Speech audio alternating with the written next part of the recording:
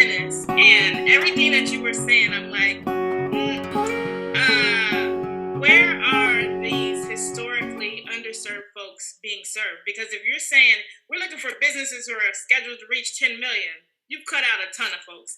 And not only have you cut them out, they're not even going to see themselves in your marketing because they're trying to reach. They would love to do that.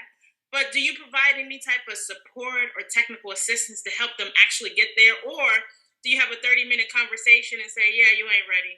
And basically you say you're looking for collaboration. So are you proactively looking for collaborations, or is this something new that came up per this conversation and you're like, you know what, that's a great idea? Because I know for a fact that there are small businesses out here, especially minority owned businesses, that could definitely use some venture capital or angel capital, either one. So I know the difference between, but maybe you can explain that a little bit for the folks who are on the line, the difference between what a venture capitalist is looking at funding, or what an angel capital is looking at funding, and what you can do in between there, or what you do with the folks that come to you and you're like, yeah, I can't help you. Like, are you just saying, deuces, I can't help you? Or are you saying, you know what, go over here to Seattle Credit Union, or go over here to the Flex Fund and then come back to us? And what type of process is that? Okay. Yeah. That's a lot of questions. Yeah, I know. I was going to say that's a loaded question, but I think, whatever you can answer would work for us. Can you give me just one question and I'll answer it? Any of those questions that you felt that resonated with you, you can answer. All right, that's great. All right. So my process when meeting with a company is to really try to identify what they're looking to create. It's not really about me. It's about them. If there is alignment with the type of investment that we need to, the type of company that we need to invest in order to generate a result, then, and there is not a this is a blind type of engagement with the founder. Some founders are looking to build a business that they can pay themselves and to build a product that they want to grow. I can think of a company that I've worked with recently for potential investment in the portfolio, that their sales are not going to ever get them to a point where we can get them to get a result for what we need to do in order to do this. So they don't need our money. They're able to build their business. They're able to get their sales. They'll be able to pay themselves salaries, and they'll be able to grow. They don't need venture capital money. So them asking for us is not necessary for their success as a business. So if I'm meeting with them, it's like, great, this is good for you, and I wish you all the success in the world. If they're looking to grow their business and sell a portion of their equity to outside investors to take their business to the next level, that's where we align. And there doesn't, and for me, it's I will meet with anybody because I'm interested in everybody's success. I think that I heard in your question, well, what happens to companies that are not looking to grow to $10 million in sales? Well,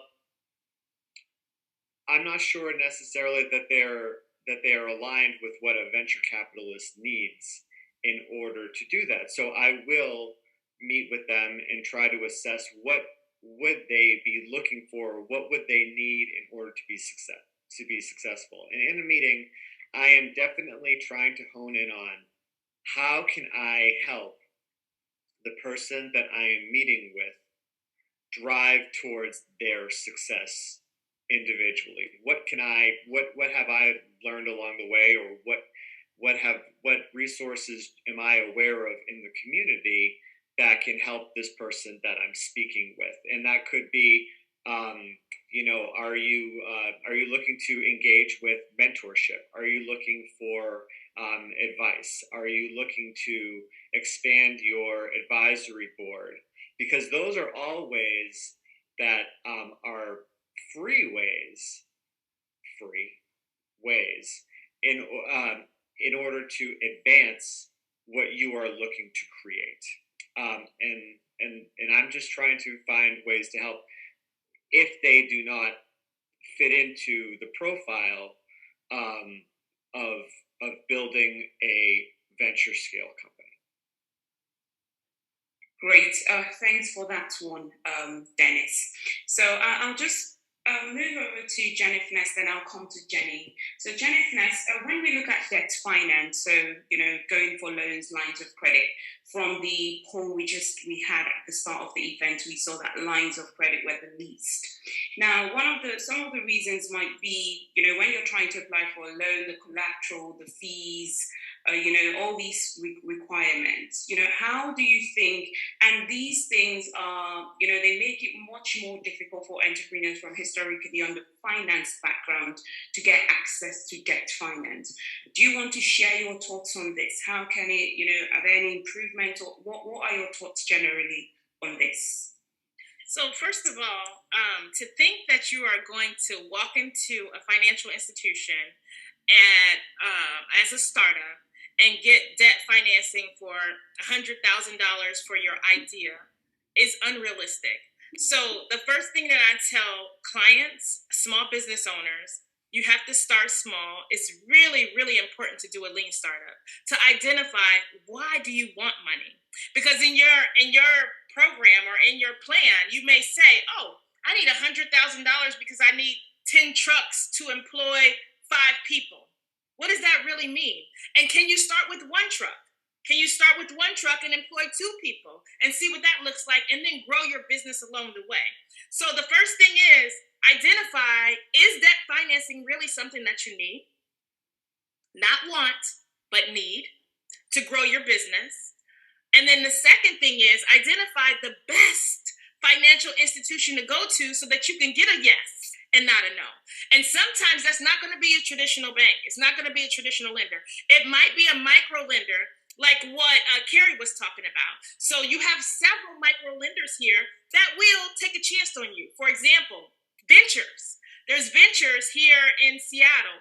They are amazing. And what they do is they take you through an incubator.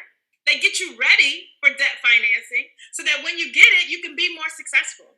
And they give to folks who have no credit, 0 credit, low credit.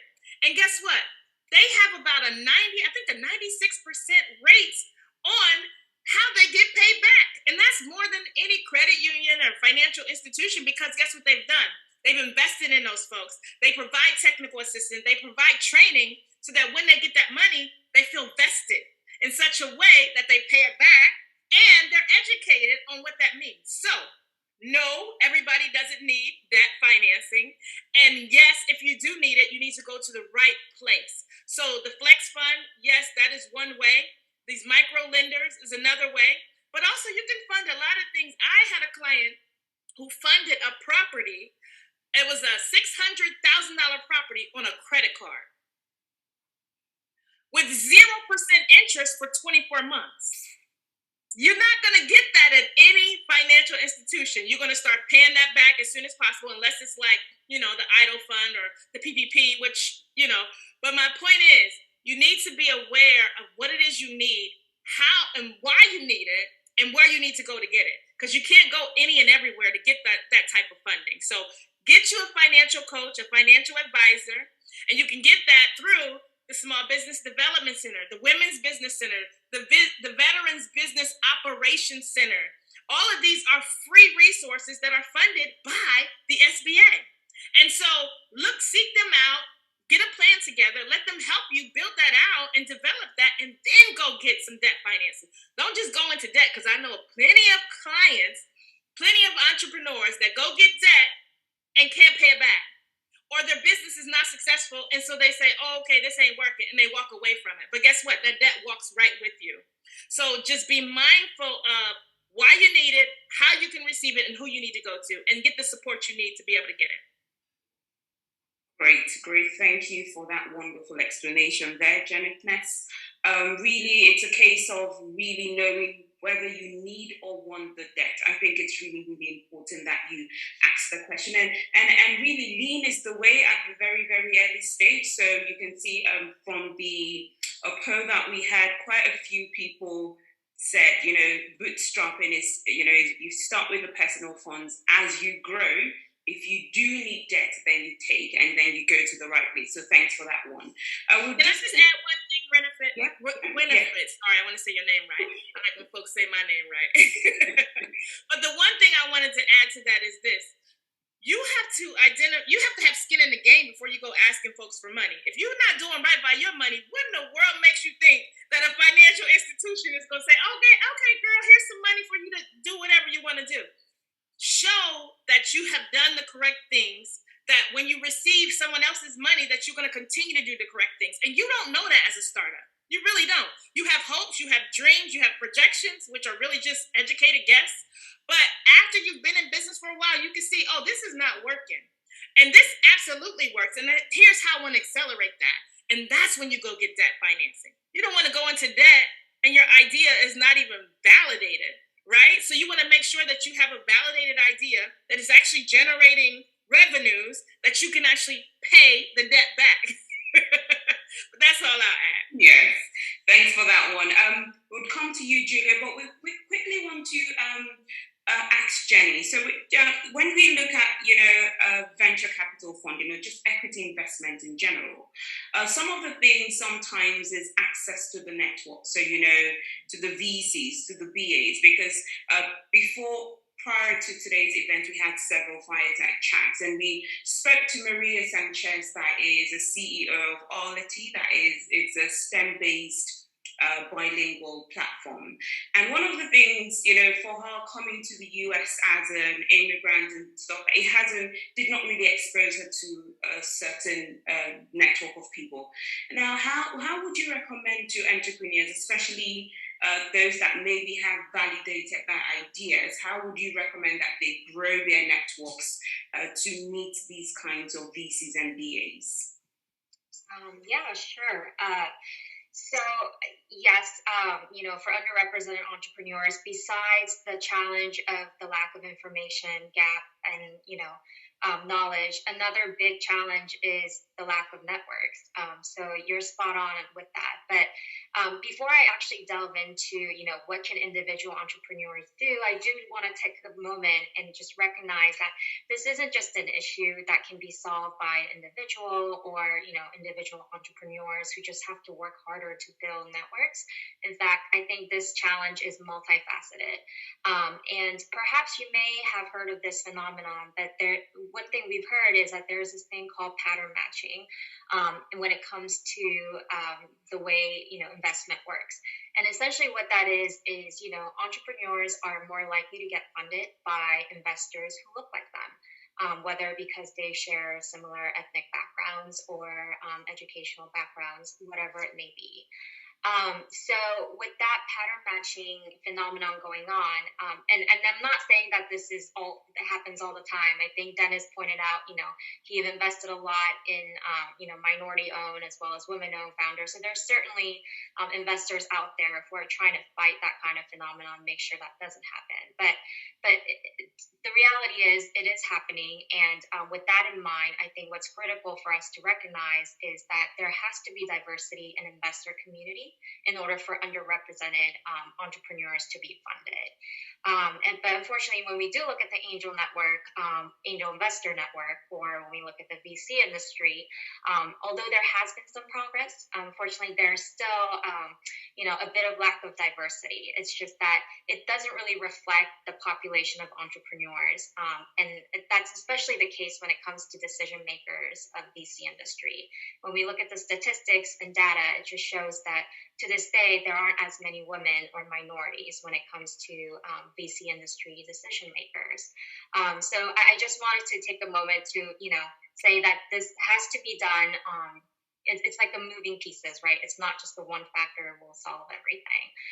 But to go back to your question, for individual entrepreneurs, if you actually don't have people within your network who can support you in this capital raising efforts. I think this is a really good time for you to try to broaden your network. And we've seen some successes happen by them getting involved in different ways. For example, I think Jenna Finesse kind of mentioned this, but join an incubator or an accelerator that can actually connect the entrepreneurs with funders and investors, and that can actually help you. Or you can try to participate in a demo day that can really try to help you to reach out to people outside of your network. And I think another way that we also have seen is, you can actually research and try to strategically reach out to folks who have invested in a business that is similar to yours. And that's kind of like a strategic approach to as to who your investors might be. And that could be just effective, not only because, they may provide you the actual equity or equity investments, but they may actually be able to provide you expertise within the specific niche industry that you're in, because they have the history or track record of investing in business that is similar to yours. So they may be able to add value in that way as well. Great, thank you very much. By the way, Winifred, I just want to say that Jenny's points were really, really valuable.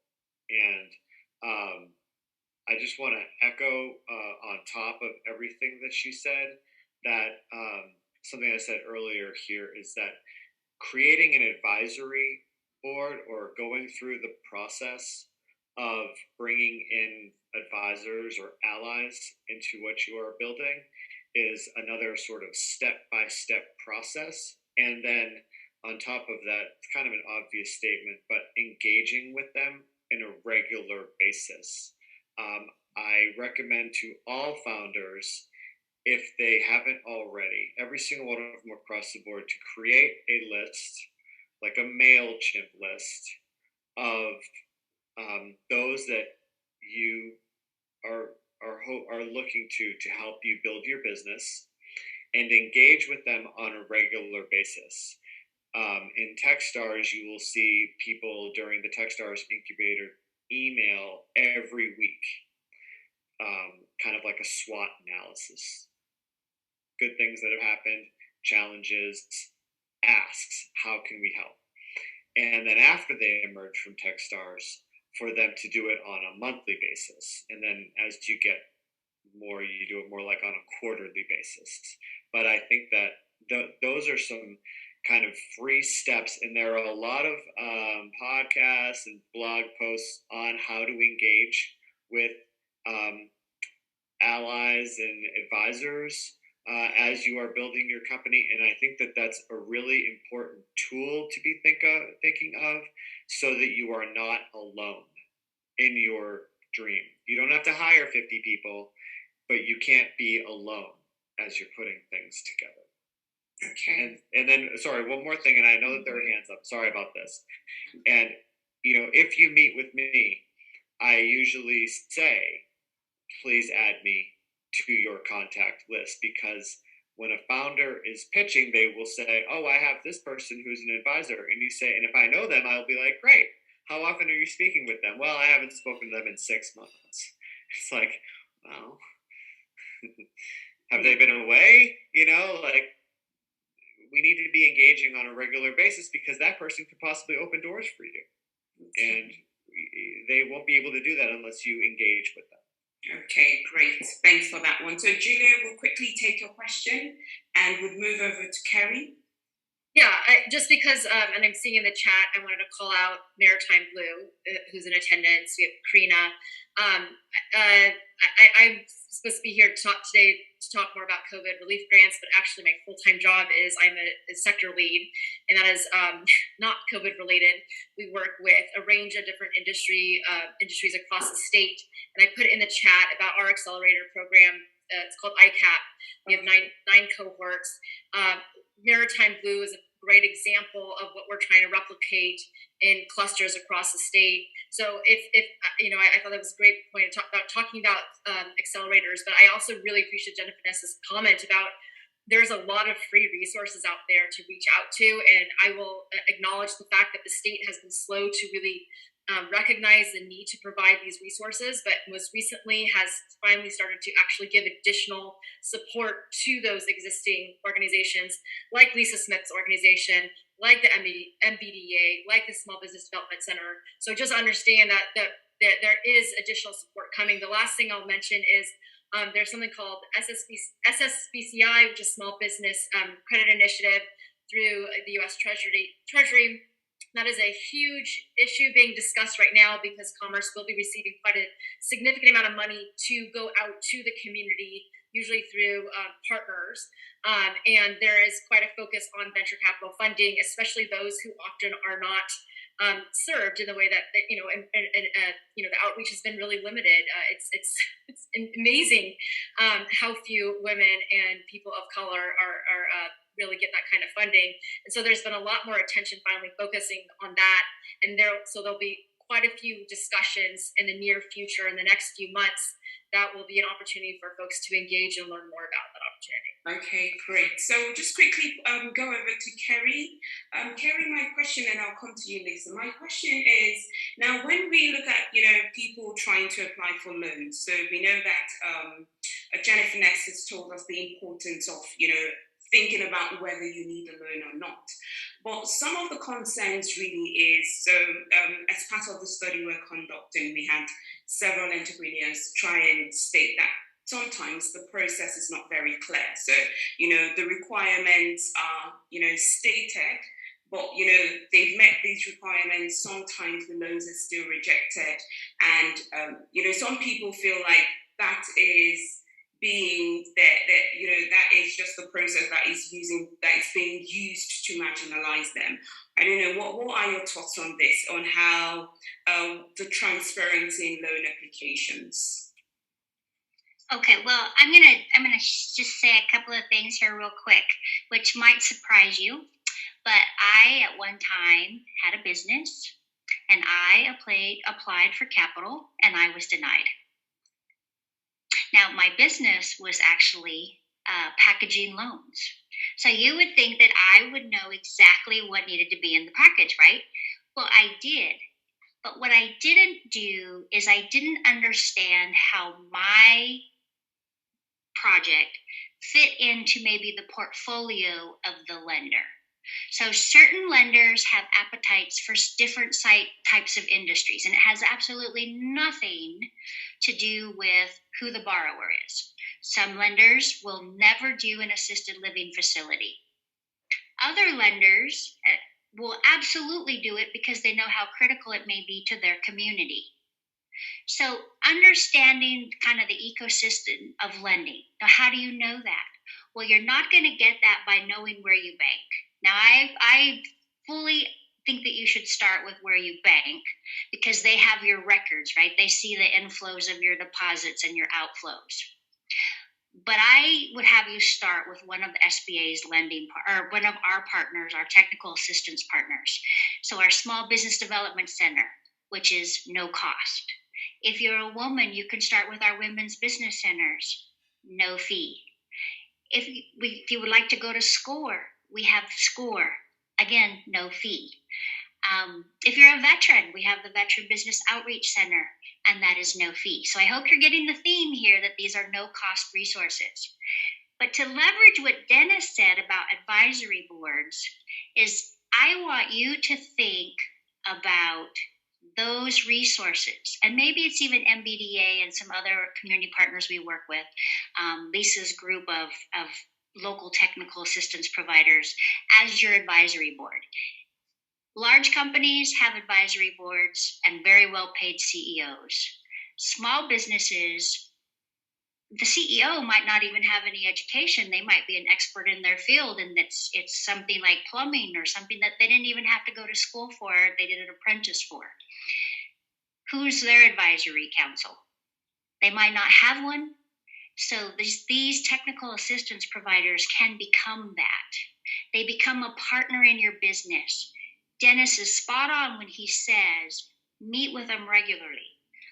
Don't do this alone. Being a small business owner is stressful. It's hard. And then you add on employees and giving guidance. So having those technical assistance providers is very key. Then they can coach you in preparing for what is the need of your packet to go forward to the lender. Like Jenna Finesse said, what do you need versus what do you want? How are you going to pay it back? How is this going to contribute to your bottom line when you're increasing your revenues? And what these providers have is a way to kind of break through some of that lending process and make it more transparent. They have connections with lenders at many different banks, many different credit unions, such as Seattle Credit Union. And they kind of know the contact, and they can say, hey, I've got a child care center here. Is this something you'd be interested? I've been working on the financials. So I know that it's a one-to-one, and that's language lingo that you and I don't ever need to really learn, but it's how they have metrics to say, you have enough cash flow to pay this debt payment. They also can look at things that are non-cash items that maybe are affecting your taxable profit, but not affecting your cash flow. Or maybe you purchased a big piece of equipment and you haven't been depreciating it in a way that will take advantage of those tax advantages. These technical assistance providers can help you really dig in there. And then SBA does have a program that where we actually have a mini MBA. We'll be announcing that hopefully in the next couple of months. And this is a cohort program, and people come in and they'll learn about their financials. They'll learn about HR. There's a lot of things to business that don't have a lot to do with capital, but definitely affects the financial statements and the bottom line. And that in turn can affect whether or not you can get the funds to grow. So, and I just want to wrap back to that theme of no cost, pro bono. I don't say free often because it's a commitment on your part. It's a cost of your time, and it's a cost of your willing to do the research and just honestly to be vulnerable enough to work with somebody who has your best interest at heart, because these guys get no cut. So you're not giving up any equity. What you are giving up is opening the books, opening yourself to have somebody come in and help you be better at your business. So I just really, if there's one message you come away from today, and I think you can see that a lot of us partners actually work together, is do not stay on your island. Get in the boat and row to the neighboring islands. And before you know it, you'll be off Kauai, onto the Big Island or in Honolulu, and you're not going to feel as so. Please take advantage of them. We're here for you. All right, great. Thank you very much for that one, Carrie. Very inspiring. So we'll just round up with Carrie. Carrie, do you want to? No, sorry, not Carrie, Lisa. Sorry, I'm mixing up the names in my head. Yeah, no problem. I just wanted to piggyback on what Jenna Finesse said and Carrie said is, there's a lot of talent in very small businesses. The vast majority of businesses in the state are 5 and fewer employee companies. When these folks have access to business training, technical assistance, and microloans, they're able to get their business house in order, prepare their products and services, access the markets they need to reach, figure out their financing, and then move to the next stage, to that stage 2 company. If we don't invest our energy and time in these very small businesses, even if they want to be a small family-owned business and never want to grow, until we really truly invest in them, we're not going to have equity, and we're not going to have a fair process. So I wanted to just really quickly say in the chat here, we have almost 80 nonprofit partners on our website. It's not really searchable. It's not really easy to find. There's a map. When we get our platform up and running, it's going to be much easier. But what we know is that programs like Ventures that Jennifer Ness mentioned, or Business Impact Northwest, or Enterprise for Equity, or SNAP, or the Northwest Native Development Fund up in Colville. They're all on this website, and it's places where people can get free or low cost, high quality business technical assistance to walk through that process. What we know is when they get this beginning support, then they go to the SBDC, and then they go to the bank, and then they go to the Economic Development Council.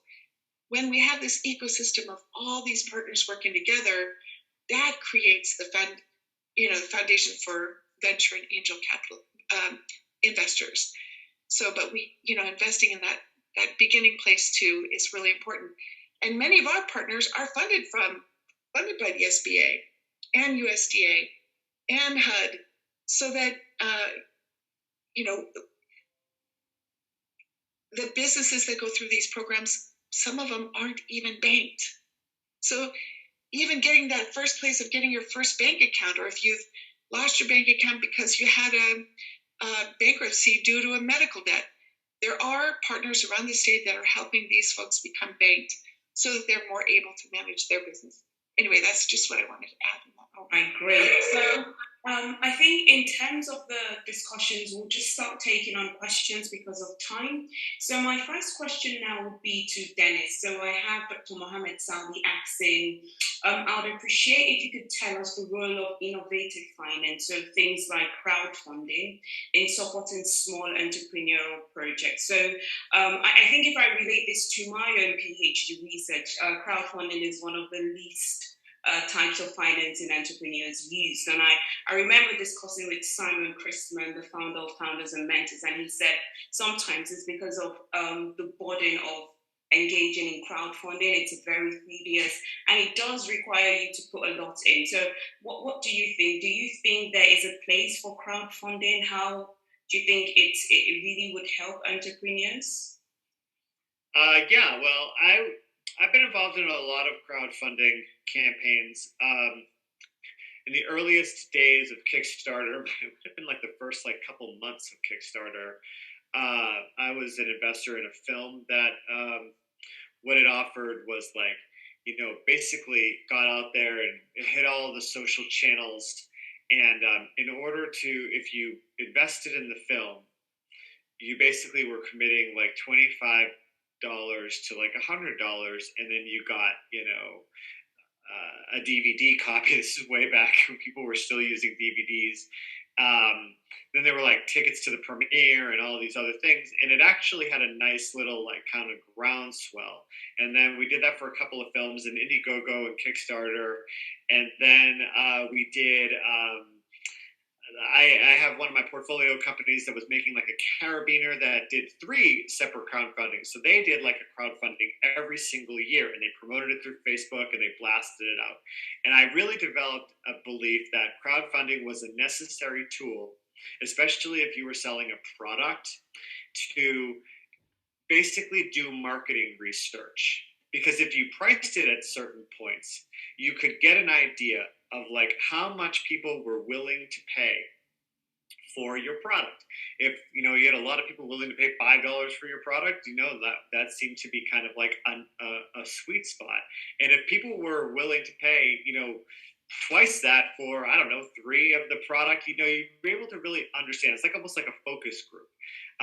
Well, my advice to people as they're thinking about crowdfunding is try to see if you can get help, because the industry is a little bit more mature than it used to be back in the day, when you used to be able to throw something up there and just put a couple of levels up there and then put it on Twitter. Now we have so much noise that there are a lot of crowdfunding campaigns that just kind of no one hears about.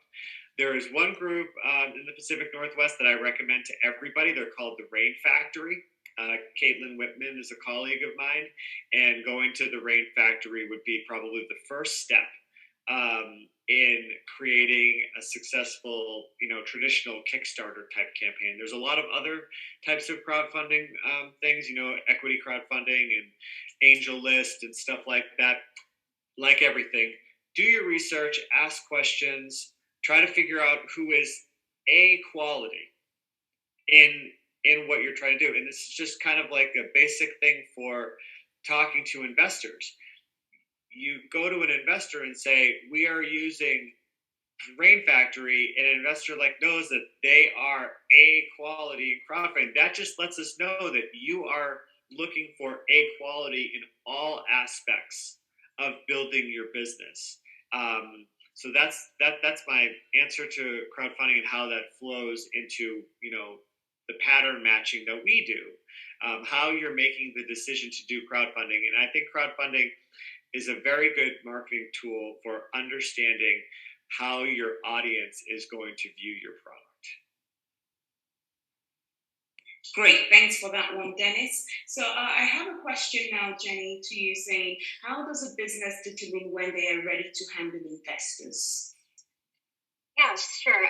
So we also have this, as I mentioned about the navigator, where they would ask you several questions to see if you're really ready for equity investments, which would, bring in investors. So there are various factors to consider, like what I said, where exactly does your business stand? What is the amount of money that you plan to raise?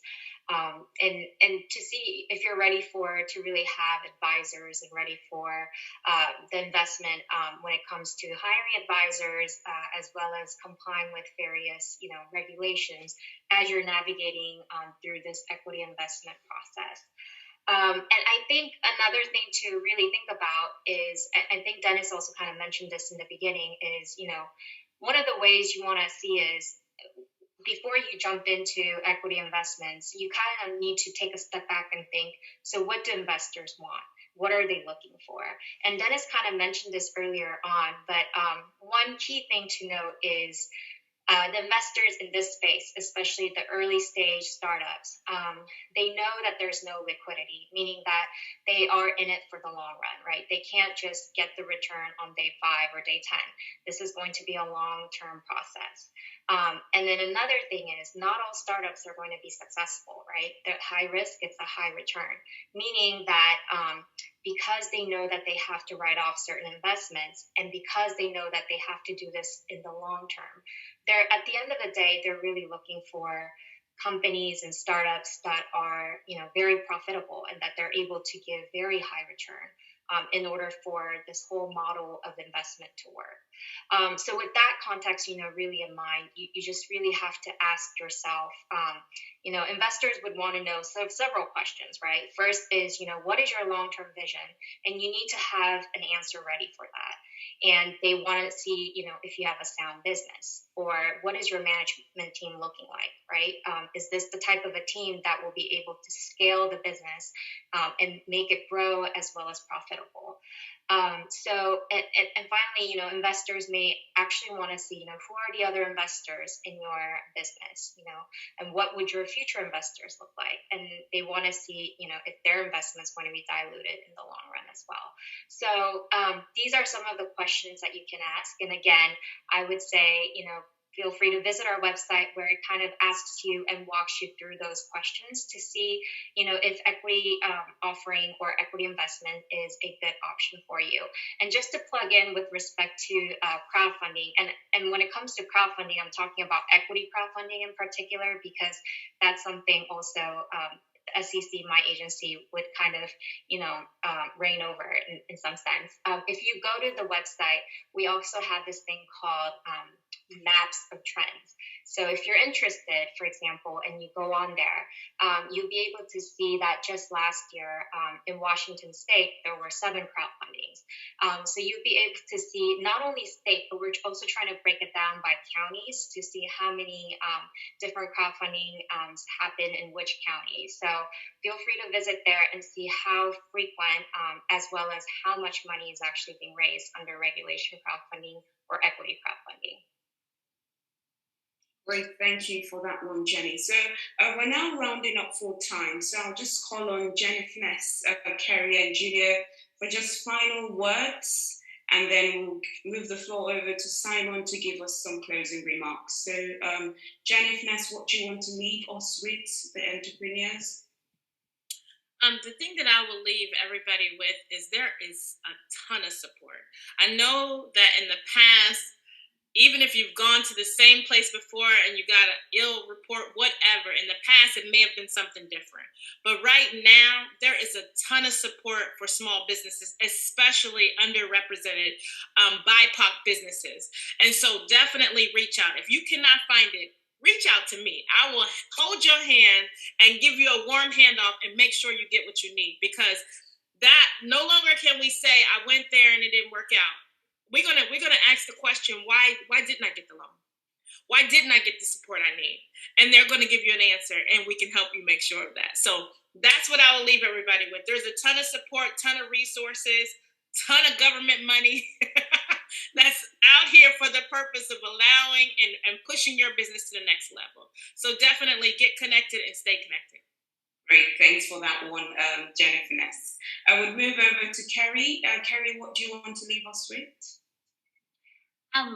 First, just a great sense of admiration for you small business owners to take on this journey and face the challenges that you faced.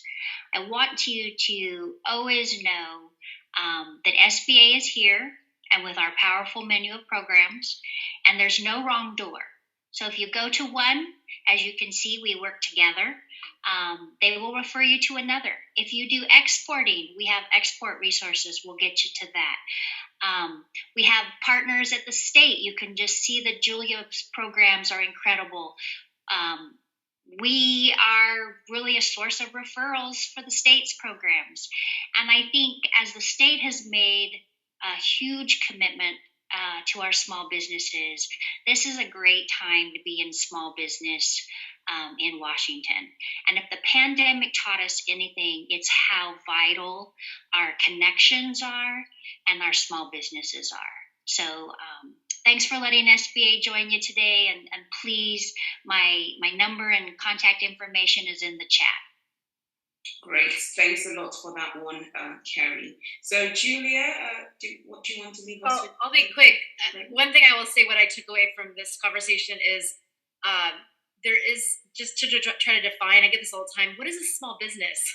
I hate that question because it just depends on what you're talking about. It depends on who you're talking to. And then you follow up by saying, well, what resources are available to me? Again, really complicated because it just depends on your situation. I'm having a private chat with another individual on this in this webinar. And again, it's really helpful. I'll include in the chat bizgrants@commerce.wa.gov.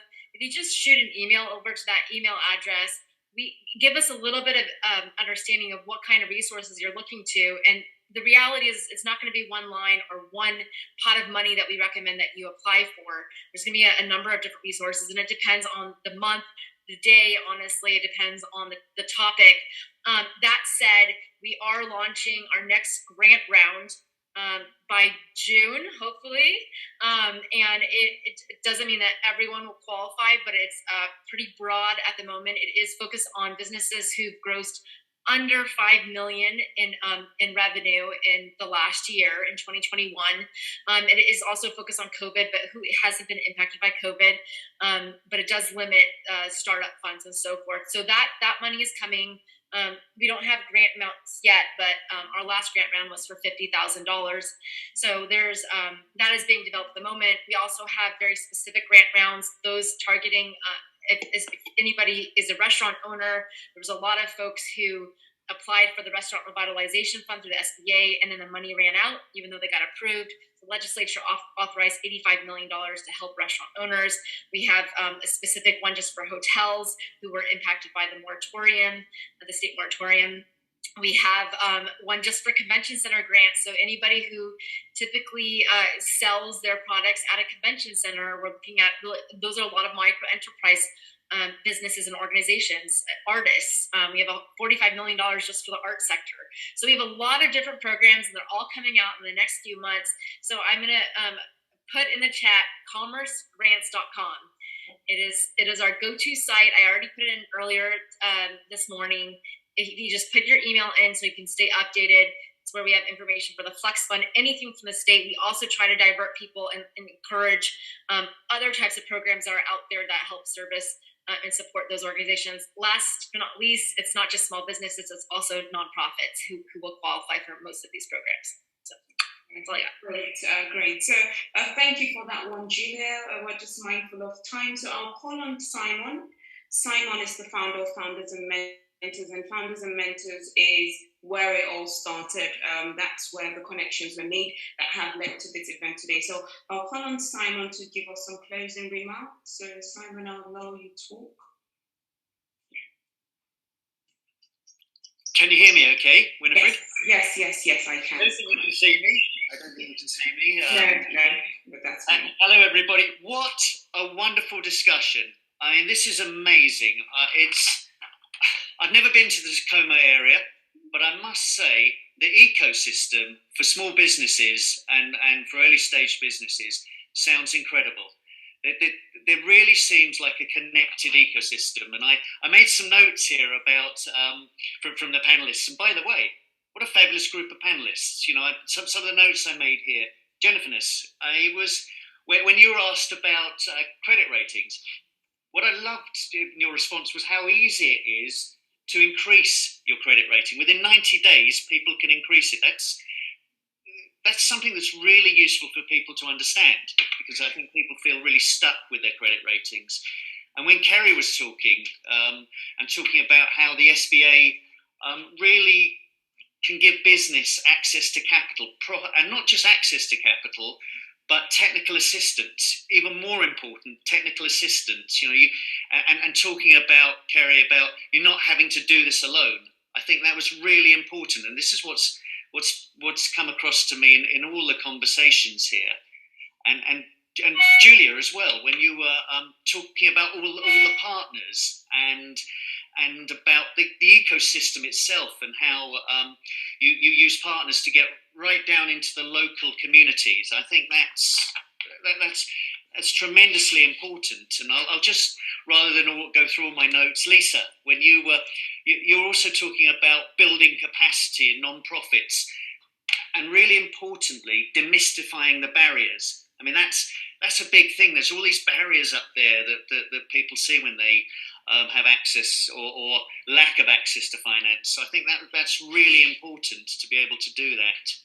And Jenny, when you were talking about the whole engagement with historically underfinanced people from historically underfinanced backgrounds and the outreach events, this shows to me the ecosystem that's very much there. And again, Dennis, you talking about the whole venture scale businesses, and something I really took away from that was also you talking about collaboration, getting in with your networks and collaborating.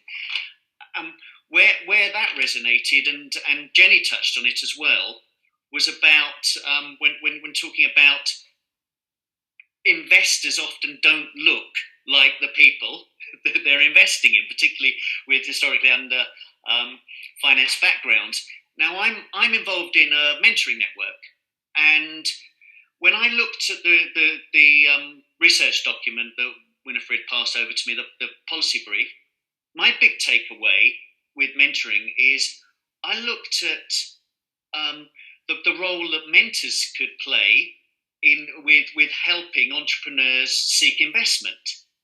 And if I come back to both what Dennis and Jenny was talking about, advisory boards, investors not looking like them, having advisory boards of different people from different backgrounds and mentors from different backgrounds can add to the richer tapestry of these businesses. So really, in summary, my closing remarks are, what a wonderful area to have a business in, because there is a whole ecosystem set up to help businesses grow. So it was a really, really interesting discussion for me. And thank you very much, all you panelists, for making it so interesting. Great. Thank you very much, Simon, for those wonderful closing remarks. I think Jennifer Ness has raised her hand. We're mindful of time. No? We can go on? Okay. I was trying to do a thumbs up. Oh, okay. So I just want to use this opportunity to thank all the panelists that have made out time, a whole 90 minutes and more.